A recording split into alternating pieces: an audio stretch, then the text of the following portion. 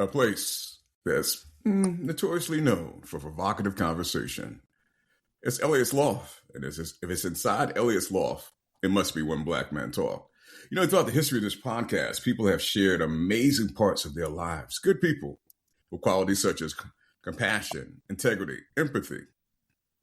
And I think about that makes me happy and makes me proud to have a place where people really can come and open up and share, feel brave enough, have that courage to say whatever's necessary, because we don't shy away from things that need to be said. That's one big factor when Black Men Talk. Welcome to it. I'm Mark Elliott. I'm your host. I've been your host for a while. Will continue to be your host for much, much longer. I want to introduce you to a person of exemplary conduct, a guardian of human beings. This gentleman offers protection and guidance, comfort, aid, instilling hope while spreading love to many young human beings. Yeah, I said many young human beings. A foster dad. No blood, no DNA.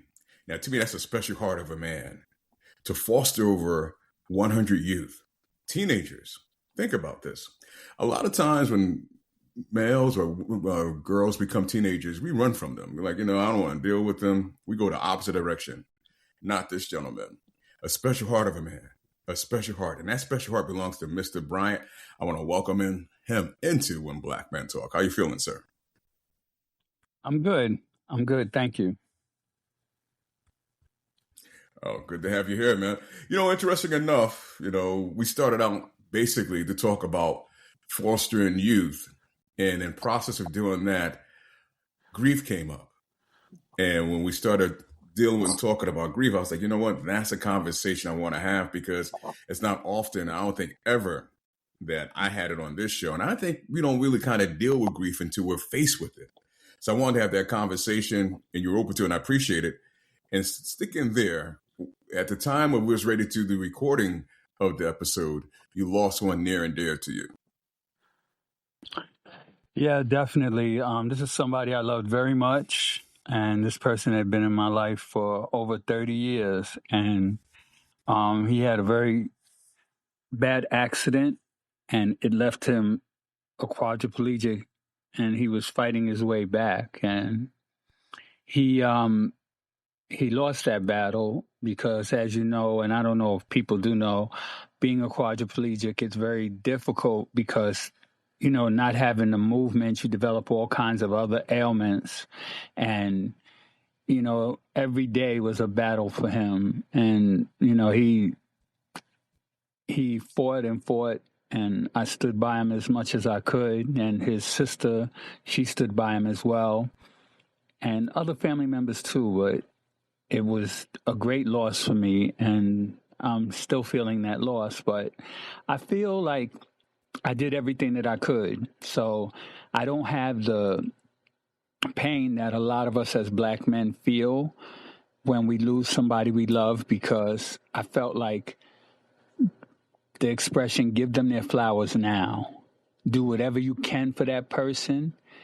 Give them whatever you can as far as comfort, the things that they want in life, the things that they need, the things that they're used to. Give them those things now, so that when that time comes, you can look and say, I did what I could. So you may still feel that slight emptiness, but you can say, yeah, I remember when I did this, and I remember when I did that. Your memories are a lot fonder than those memories of, I could have done more. I really don't think I could have done more than what I did. And I'm really pleased with the fact that I did the things that I did for him while he was still with us. Beautiful, man. I always said that many times to myself and to others, give people their flowers and they can smell them. We can throw it on the casket, when they can't really feel them or smell them. Give it to them while they're here and they're present. That's a very important point. I want to go into grieving just a little bit because, like I said earlier, we don't really kind of think about it until that moment comes to us, and we all kind of deal with it differently. But it's a natural emotional response to a loss. It involves intense sadness, anger, and confusion. And a lot of times, grief will lead itself into sleeplessness, fatigue, appetite changes, and believe it or not, it can weaken your immune system. It'll give you difficulty concentrating, confusion, intrusive thoughts. And sometimes we tend to get real obsessive about focusing on the loss. And here again, if you gave the person, or we are giving people flowers prior to that time, a lot of this can kind of be dealt with in a different manner. And I remember a few years ago, my brother passed, and my sister, after he passed, I talked to her a few months afterwards, and her blood pressure was just way up there. And nothing in her life really changed. Nothing in her life changed other than, our brother passing. And she went to the doctor, and the doctor couldn't find out what was going on. They could not understand why, it jumped so rapidly. And I said to her, you haven't really started grieving our brother. I said, you have to basically start to deal with that. And she said to me, Mark, you're right. I haven't cried. I haven't opened up. I haven't done anything. And when she really went into just starting to grieve, the numbers came down. Her health got better. And I know a lot of times we find ourselves basically, sometimes, especially as Black men, we run from not crying. We run from not basically cleansing our system. My grandmother always said to me, that's how you cleanse your system. Crying is a beautiful thing. It's just what it's there for. So sometimes we kind of run away from basically trying to deal with certain emotions. And if you tend to do that, you're not allowing yourself to grieve. You really aren't. And it's going to hurt. You're going to feel some feelings. Like I said earlier, you might feel some sadness. You might go through the appetite changes, but you can come through those things, but you have to grieve that soul. I want to get your response to that. I agree with that. And I've experienced some of those feelings now. And as Black men, we're taught, be strong, don't cry, manage your feelings. And, I understand that, we have to be strong because there are so many obstacles for us here. But we also have to remember when raising young men that we have to prepare them, because part of being strong is being able to deal with our emotions and not bottling them up inside. And that's why we suffer from so many things like high blood pressure and diabetes and heart trouble, because not only eating, smoking, drinking habits, all right, it's also about how we process grief, stress, pressure, family life, how we how we deal with those pressures, and not learning how to deal with them. Whether, like, I'm really glad I'm not a gym person, but I'm glad that, a lot of Black men have taken to the gym to help them relieve their stress. Because back when I was younger, there was not a lot of means of reducing stress besides men playing basketball or things like that. But there are more avenues for Black men to deal with stress. And I encourage all my kids, besides a video game, besides smoking weed, you need to be able to process stress some other kind of way. And, it's been effective. Some of them have come to me and talked to me about it, and they found creative ways to deal with their stress.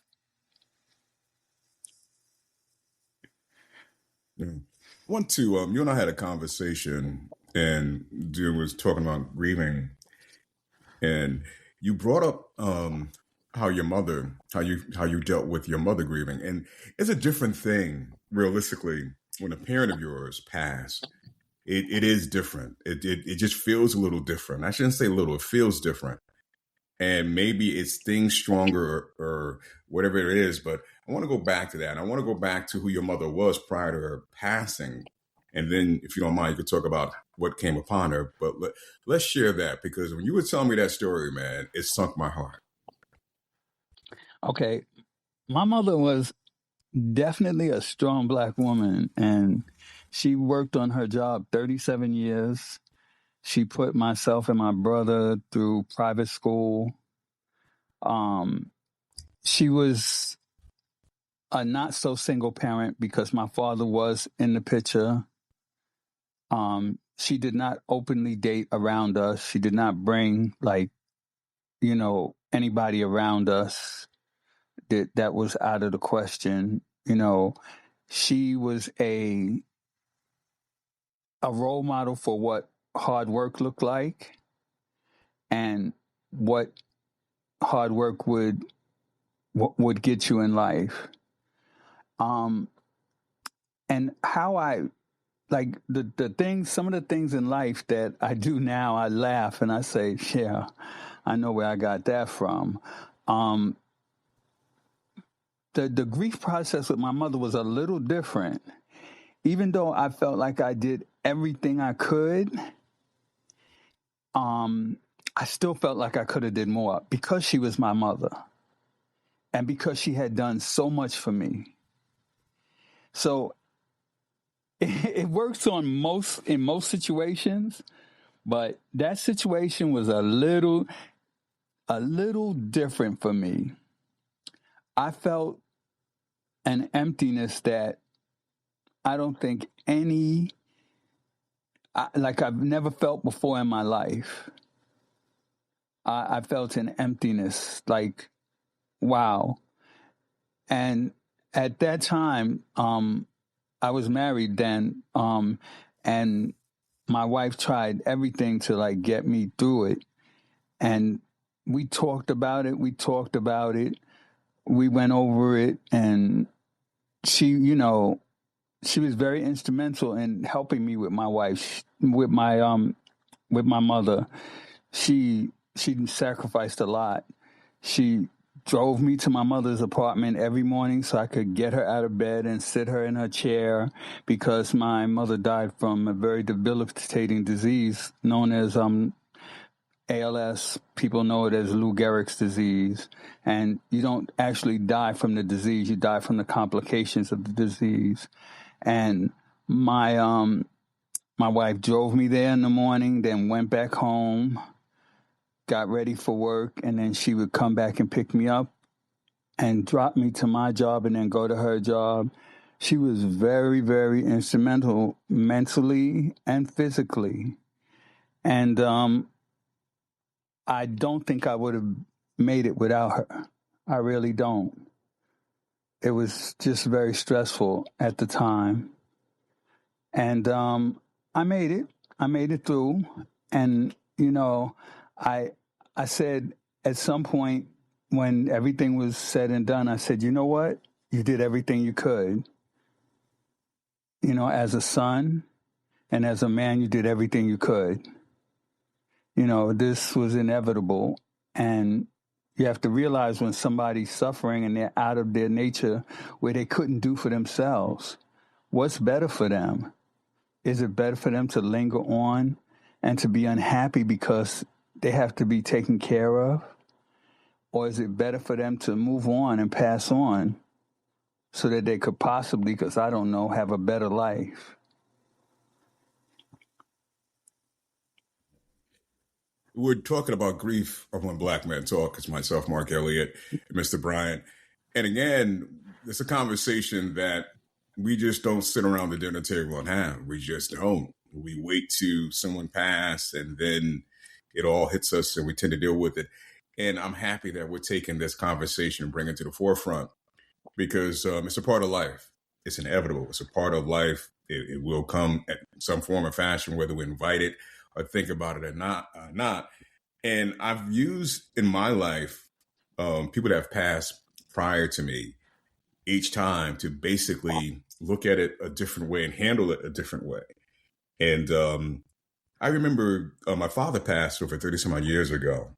And ironically, back then, you could not basically have me near a dead body or anything of that nature. And I remember a few weeks before my father passed, I was doing a job in sales. And my manager said to me, you need to go to this funeral home and try to get them to take out an ad. In the back of my mind, that's the last place I want to go, but my job tells me I have to go. I'm going. So I'm inside. Once I get to the funeral home, and inside, I'm sitting there, and I walk in, and the owner says, "Come on, my office." Well, this office is next to where they're doing bodies, and I see a body laying on the table. And I swear, that time I'm in there trying to conduct business, my mind is like, why am I sitting here and there's a dead body over here? I just couldn't kind of, really highly focus like I needed to, but I got past it. Well, lo and behold, 2 weeks later, my father dies from a heart attack. And when the call came in to me that he passed, going into the hospital and going to his room, all that what I thought about a dead body never mattered anymore. I went in, gave him a hug, kissed him on his cheek, told him how much I love him. All that was gone. So sometimes I'm saying that we have these instilled fears, these things that we think we can't go through, we can't deal. And when you're put in that position, God gives you everything you need to deal with it. Everything you need. And sometimes I hear people say, if this person in my life passed, I can't deal with it. Yes, you can. You can. If you keep that mindset that he will provide you everything you need, you can. And again, grieving is hard. It is hard. I'm not trying to downplay it, but it's hard. I remember my mother, my mother passed a few years after my father passed, and my mother had Alzheimer's.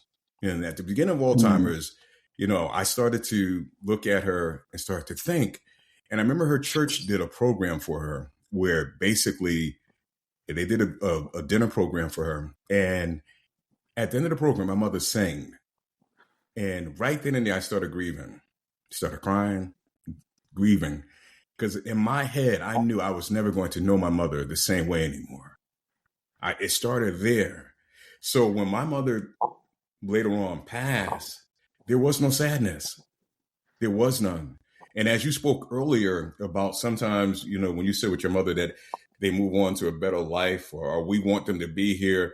And a lot of times we do choose to say, well, if they're just here, no, we all have a designated time where we're going to move on. We just do. We don't know what that time is. But I remember months before she did pass, the doctors offered my family, my brothers and my sister, a chance to put her on a machine and said that it would hold her on, but she really wouldn't know what's going on. And we chose not to do that. But from that point on, they didn't think that she was going to live much longer. Now, we could have been selfish. No. But it was like, if it's God's will to take her, that's his will. But ironically, from that point, that was like in November. My mother didn't pass to the next end of May. So you figure that was 8 more months. I took upon to say, you know what? Let me say what I got to say to her, do what I got to do. Not like I didn't say it prior to that time, but let me take these 8 months to really understand what's really happening here and show how much I appreciate her. I'm glad that God placed me inside of her. So when that day came for the funeral, there wasn't this strong grief. The days after the funeral, there wasn't a strong grief. So I'm not saying my way is the best way or anything, but I think, again, when you start to have the conversation, you start to think through it. And I'm not saying prepare yourself for it, but again, grief could be a conversation we start to have because we never know what the next day is going to bring. We just don't know what's going to bring to our loved ones. It could bring it to us. But let's not run away from the hard conversation. It's not an easy one. And that's why I'm glad. And I thought about this and was putting this together. There's a reason why, you and I was talking, having that conversation. There's a reason why that happened, because this conversation needs to be had. It just needs to be handled. We all have different experiences. We just do when it comes in terms of it. But I look at it a little differently. I really do. But again, as we spoke earlier, if you're loving the ones that you need to love prior to that day, are they loving you? Realistically, when they say celebrate the life, that's what we need to be doing. We need to be celebrating that life, celebrating the love that we had, that we shared, that we treasure. That's what we should be doing realistically. As you spoke of different things people do about stress, whatever, someone dies, you going to the bar to drink. You going to the bar to drink what? What is that? What is that going to do? You smoking weed do what? You have to process and manifest and process in your mind. And again, that's not, to me, the time that it happens. That's not the time to run and go do it. So in so many words, get your life in order with the people that you care about and you love now. Realistically, we hold them back. We're holding grudges. People don't talk to this one. I don't speak to this one no more. I don't love that one. For what? Because when they're no longer here, all that grudge and stuff you're hanging on to is not going to matter. It's not going to be important. It's not worth a hill of beans now. A damn sure going to be worth a hill of beans then. really work those things out. You know, your family for a reason, your friends for reasons. Realistically, let's understand that. I know I got a little long with it, man, but I'm gonna give you a chance to respond. No, I agree with you. And where that processing begins is with yourself. Like, you can process it with others. Like, I know people, they'll discuss like couples, and they'll discuss, the husband may say to the wife may say, mom's getting old now, and she's starting to forget things, and her health is failing. Like, I have a couple who are friends now, and the wife's mother is getting older, and she's talking about the things that are happening, and and they're talking about, like, we need to start realistically thinking about how this is going to affect us and the children. And I thought that was such a great thing to hear somebody say how it's going to affect us and the children, because they are preparing, not just by, okay, her insurance is in order, but they're preparing mentally. They're preparing themselves that it's not going to be easy, but let's take Ma on a vacation. Let's do this with her. Let's do as much as we can right now, so that we have those memories, and the kids has those memories of her. Those things are important. If you can do that, those things are important. And, and of course, there are unexpected deaths where you can't prepare for. But how you can prepare yourself for an unexpected death is by saying, there are unexpected deaths, and I have to accept that as a person. And it was just that person's time and God's will, and not feel bad that you didn't get to say this. Say it to that person after their death. Say it then. They'll hear you. I believe it. Say to them, I love you. I wish you were here, but I'm going to do this in your honor. That will make you feel better. I've known with unexpected deaths, it's made me feel better. One of my kids, who I love to death, he came to help me one year, maybe about 4 or 5 years ago. Since I knew him, I suspected he had a bad heart. And then we found out that he did. And he was a heavy smoker. He smoked cigarettes. So as he got older, I said to him, look, you've got to stop smoking cigarettes. Yeah, Pa, yeah. So I had moved into a new apartment with kids, and I wanted him to, I call it, foster-proof the home, so that it was more comfortable for everybody, including me, and to put up my cameras in the hallway and stuff, and to mount the beds, so that, different things that he did, because he was really very handy and very creative. So he stayed with me, and he lived in another state. He stayed with me for like 5 days. He came down and he did all of the repairs and stuff that were needed. And then he went home. And then 2 days later, his cousin, who also lived with me the same time that he did, called me screaming that he had passed away. Needless to say, I was very upset, because he was a young man. He was just in his 30s, and he died from heart failure. And I say all of this because it was unexpected, even though I knew he had a heart condition, but I had just seen him. And, I had just talked to him about the fact, you smoke 2 packs of cigarettes a day.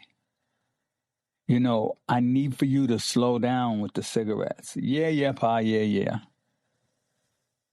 And, you'd sit and say, what else could I have done? And then I said, there's nothing else I could have done. He was a grown man and he made his own choice. I can just live for his memory. And every year I do something that he would have done with me, or I'll make something. Like he liked to cook. I'll make something and I think about him and I'll start laughing and I'll say, help me get this right because you did it much better than I did. Or like I used to take the kids fishing, and whenever I go fishing with the kids, I always think of him because that was his biggest joy. So those are things that help you get through it. Those little things that they might seem insignificant to somebody else, but to you, they help you get through death. And they help me get through death. They can help other people too. Just remember those things that were good, that were great in that relationship. I'm glad we're having this conversation, man. I'm absolutely glad we're having this conversation. You touched on something there that I think that is mighty, mighty strong. Just because they're no longer here, that doesn't mean you can't basically reach out and say some things to them and help yourself deal with the process. Because when you said that, it pinged in my head. It's amazing how words and things said can bring back memories and bring it back so clear and defined. Years ago when I was married, my father-in-law passed. And at the time, my ex-wife, for a period of time, she had a little tough time dealing with it and some things. So I said to her, you need to write him a letter. I said, no one has to read this but you. And I said, in this letter, put down every single thing. Go back to the time you was a little girl. Write down your disappointments, what you admire, whatever, put it in there. And I said, just take your time. And she couldn't really finish it, but it helped her because throughout the process, there was some crying, there's some thoughts, there was some feelings, some emotions, and it helped her in a way to move forward because a lot of that was roaming through her head. A lot of that was kind of playing in her mind. Put that down on paper. It's okay. Even if you're angry, speak to that. It's all right. These are emotions and feelings that we must deal with and get through. I want to move into the mere fact that you were and that you are a foster dad, man. You spoke of the young men that passed, and sorry to hear that. But when you think about being a foster dad and to over 100, not one, not two, not 20, not 30, over 100 teenagers, I would think that for some reason, man, every week you went somewhere and got loads of picked up and bought mounds of patients. I can only imagine the patience that it took to basically be a foster dad to teenagers. But let's go back to, how did you become a foster dad for teenagers? Well, I was a caseworker in the city in a program with the city of New York. And on my caseload, there was a young man who had some difficult issues, and I built a rapport with him. And like we built such a good rapport that he asked me, would you be my dad? And I was like, whoa. I said, I don't know about that. I had recently separated from my wife, and I was like, I didn't know if I was ready to deal with that. And I was like, I said, I don't know, I have to think about it. But as time went on, this young man was really intelligent. He was doing online college classes, and he was rather isolated because of the problems he had. And he was not one he was in a hard-to-place situation where most foster homes wouldn't accept him. So I thought about it, and I discussed it with my wife, and she cautioned me about it, saying, look, this is a difficult kid. And then she said, you should worry about people. People will say all kinds of things and stuff. You want to live your own lifestyle, and people will say things. And I thought about it, and I said, okay. And she said, I'm concerned about you because my wife, who is still the most wonderful person in the world, I love her to death. She is, I, I have to say, I have nothing but love for her. And I can't, she's still one of my best friends. And she always gives me solid and sound advice. And I would hope she feels the same way about me. And I pretty much know that she does. Hmm. She helped me through it. And she was like, I'm going to be there for you if you need my help and stuff. And my wife pretty much did. So I took him in and it worked out well. And then he said, I have a friend who had a similar difficult situation. And I was like, well, what's one kid? He should have a friend, somebody to keep him company. I work and, they could do things together. So I took the second kid. And then the second kid, he said to me, my brother is in foster care. I was like, oh my God, like, what am I doing here? I said, all right, I've got to get a bigger apartment. I said, we're in a 2-bedroom apartment. You guys are in a small room. I can't take him in this apartment. So I ended up getting a bigger apartment. And from that bigger apartment, the other young man's brother came to live with us. And then it just went out of control from there. I ended up with, in a matter of a year and a half time, 6 youth who were in foster care and 3 youth who weren't, that they knew. And I had a pretty liberal landlord.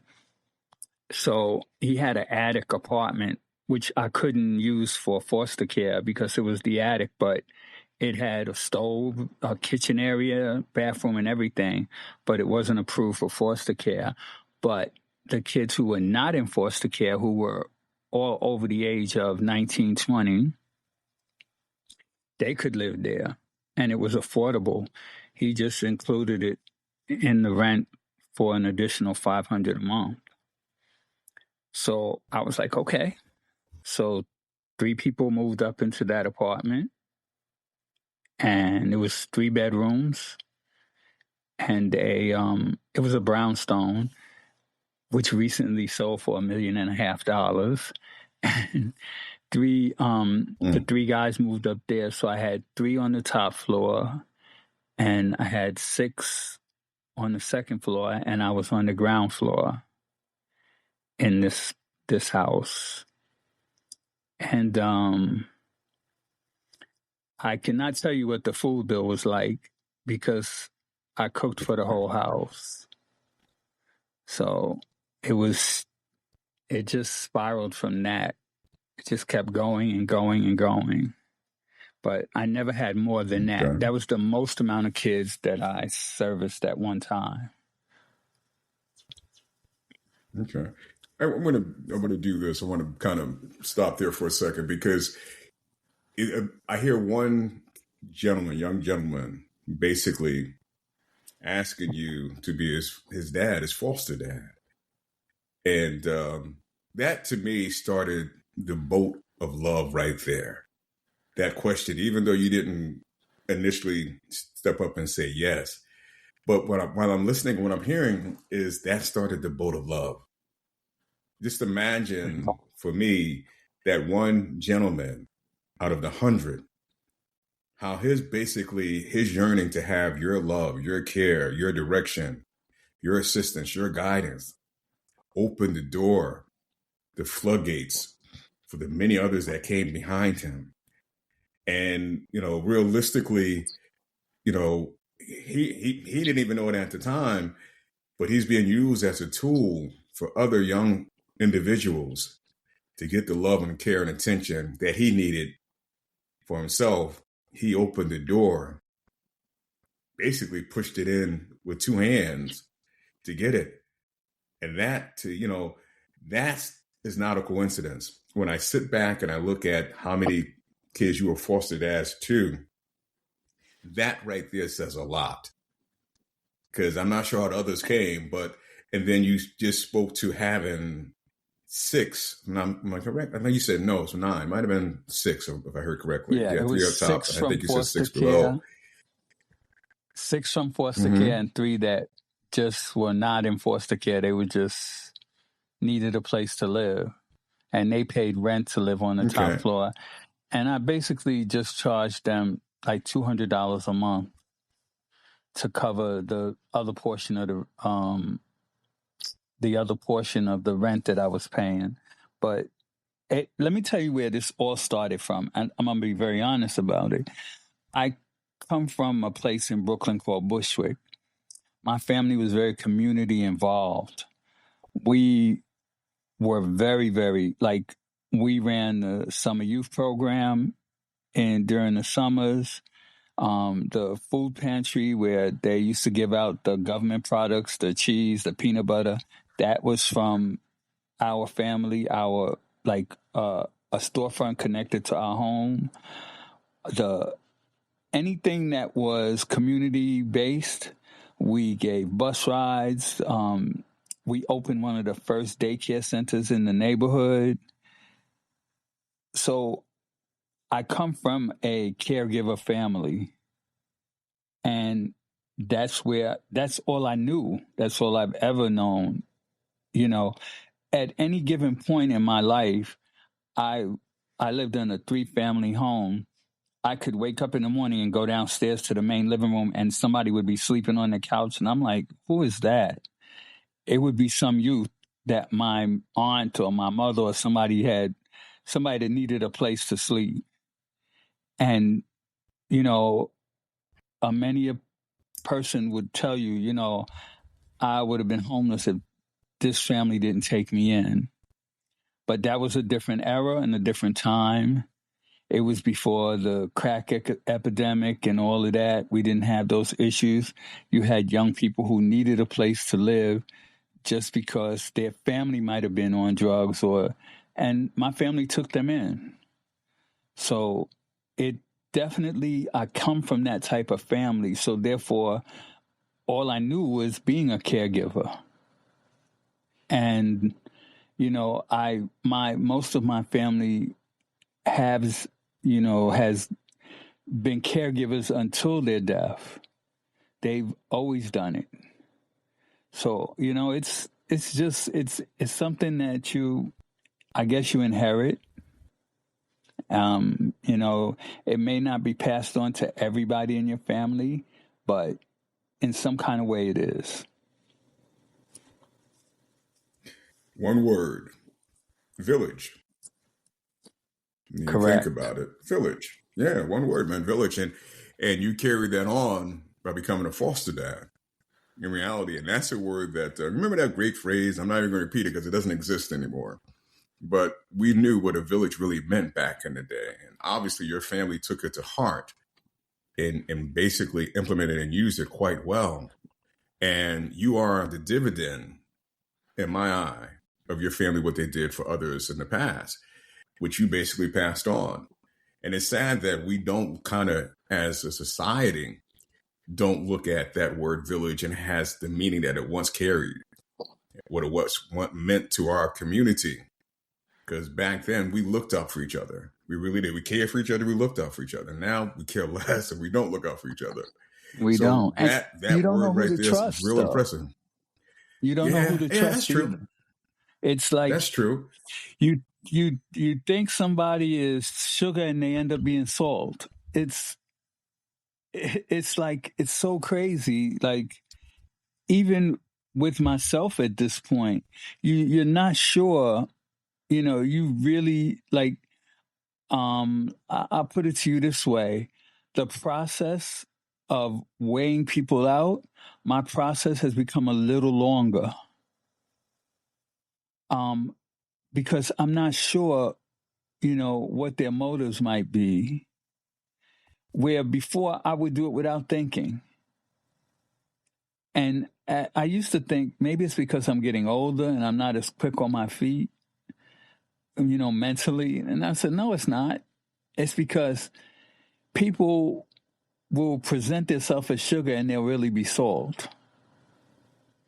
And that's the bottom line. And I say to a friend of mine, I'll go, just be careful. Make sure that person is sugar and not salt.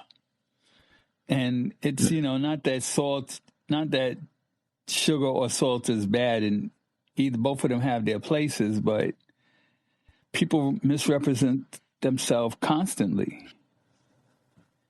And it's a scary place we live in. You can watch programs on TV.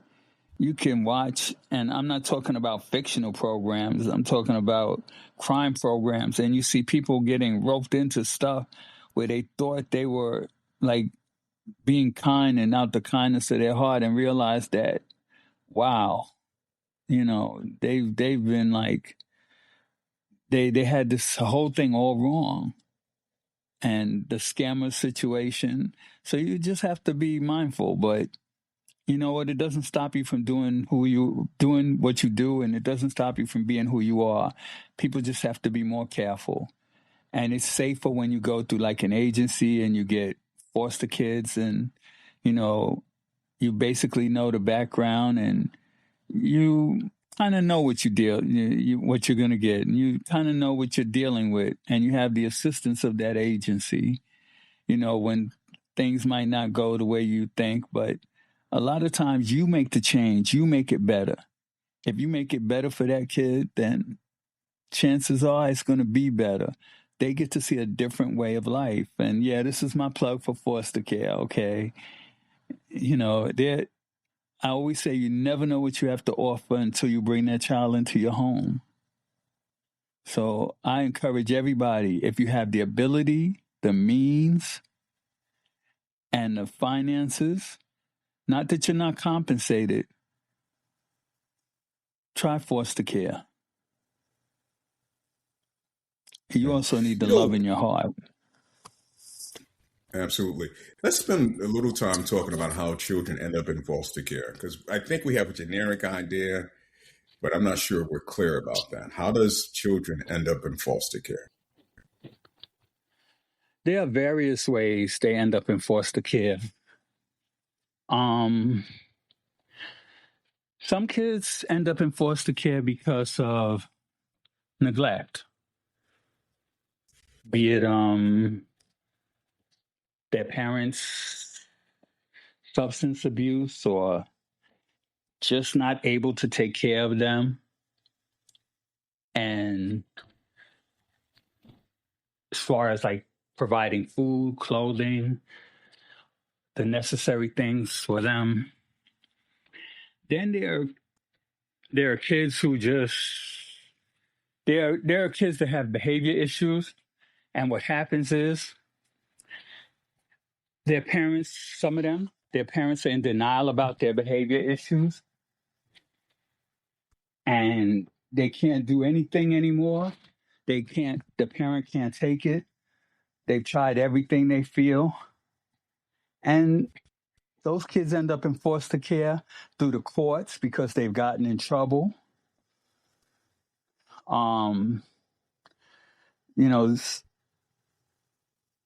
There are dysfunctions in homes. Like, people have dysfunction in their homes without even realizing their dysfunction.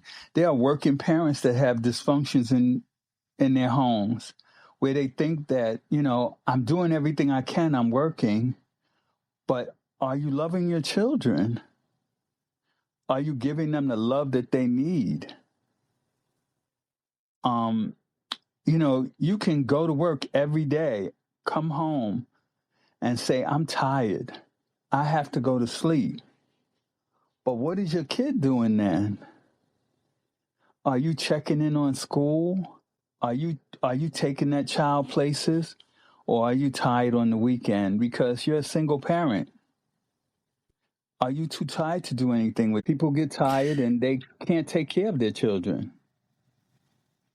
And they, they think that they say, I've done everything. Not enough. It's just not enough. Children need love.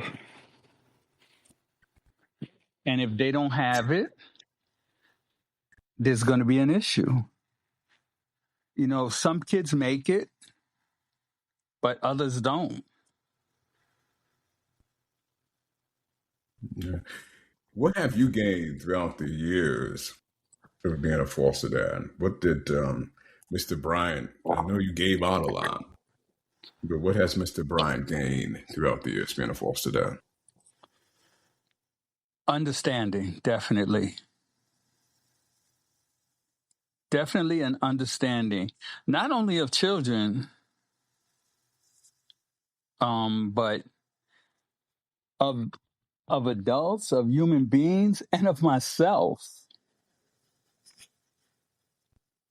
And I know that might sound kind of strange to you, but I definitely gained the understanding of myself. When you say understanding of yourself, let's go a little deeper in that. What type of understanding did you basically detail that you basically gained?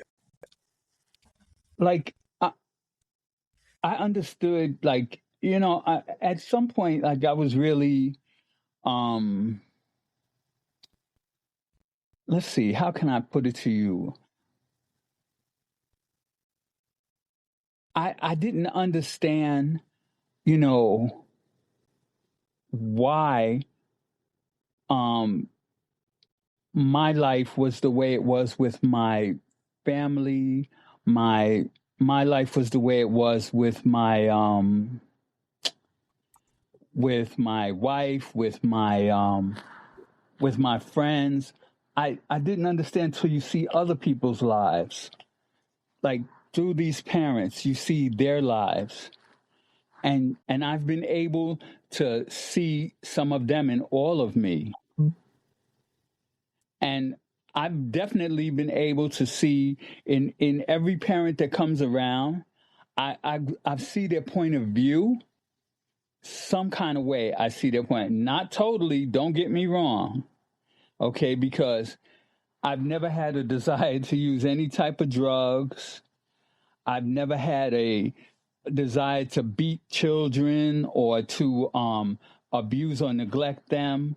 None of that. But you can see where their frustration might come from.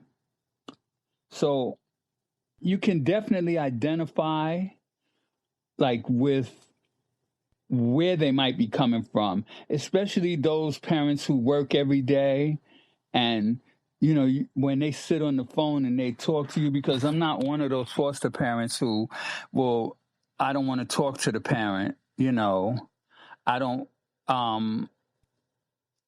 want to, I can't talk to this parent. Like I can't talk because this child is in my room, in my home. I don't want to talk to them. Like I'm separate from them. I don't feel that way.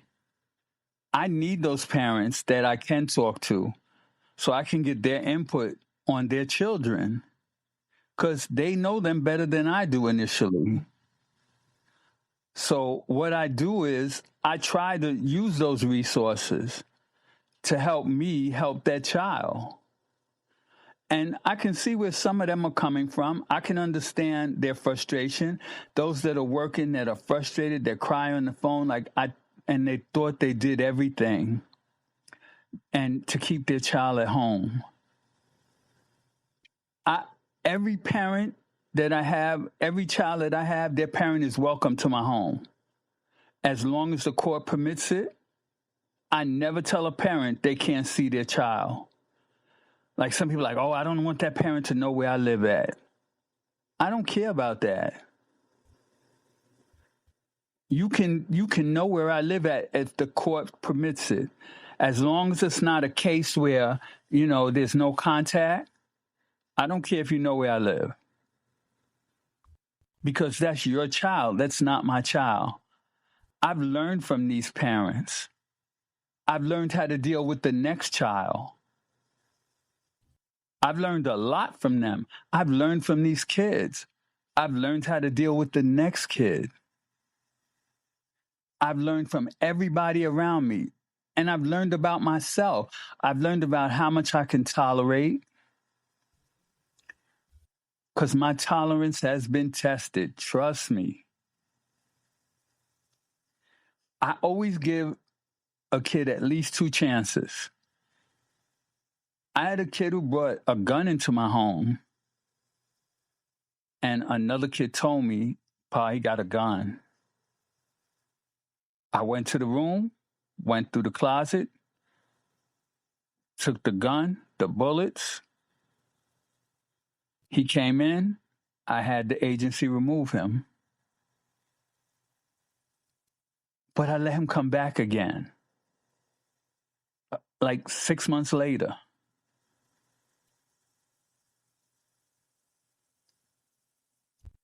Everybody's like, you crazy. I said, he wasn't really a problem beside the fact that he had that gun. And people might say, that's a problem. But when I spoke to him, I believed that he wasn't going to do it again. And he's in his own apartment. He's pretty successful.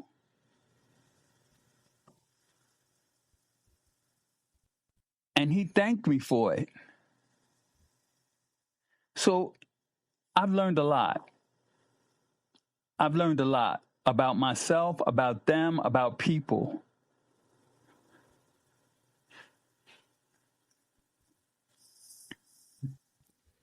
It's amazing stuff right there, boss. Amazing stuff. Yeah. Because you could have totally gave up on that young man when you came across the weapon. Yeah, you could have totally gave up on him. And look what happened by not giving up on him. Yeah. I mean, I want to thank you for just sharing any details of being a foster dad. Of course, the conversation about grief, but realistically, man, just being who you are, man, to these young men. Just being who you are, who you were to these young men at a time when they needed it, realistically. I am who I am. I'm about to retire. I have 2 brothers in my home now.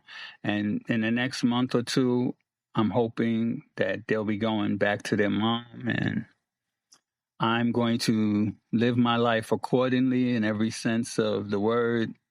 I have more years behind me than I do ahead of me. And I have a whole life and lifestyle that I've neglected, and I have access to travel, and I'm definitely going to be traveling, and I'm going to live my life in a judgment-free zone. And anybody who wants to judge, feel free to.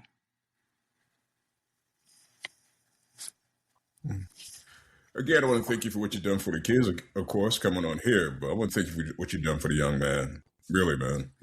Because we all can do something, and you've done much more than something. Much more than something, man. Much more. And enjoy retirement, too, man. Enjoy it. You more than earned it. Enjoy it. All right, that's going to put the lid on this, Mr. Brian. We, again, man, thank you for coming on. Thank you for being who you are. Realistically, man. Like I said earlier, no blood, no DNA. But when you can have an impact on anyone's life, young, old, or whatever, that's what we're here for. That's why we're walking the face of this earth. We get a chance to enjoy a lot of things from life, a lot of, gifts that come with life. But in reality, we're here to service others and help others. And when we do that, our life is better. Our life is enriched. And that's my personal belief. So again, man, big thanks to you, boss. Thank you. Appreciate you. Oh, man, appreciate you. Ladies and gentlemen, we'll get together real soon. You know what I say. You know what I feel. God loves you. I love you too. Thank you for giving us an ear. We'll talk soon. Take care of yourself.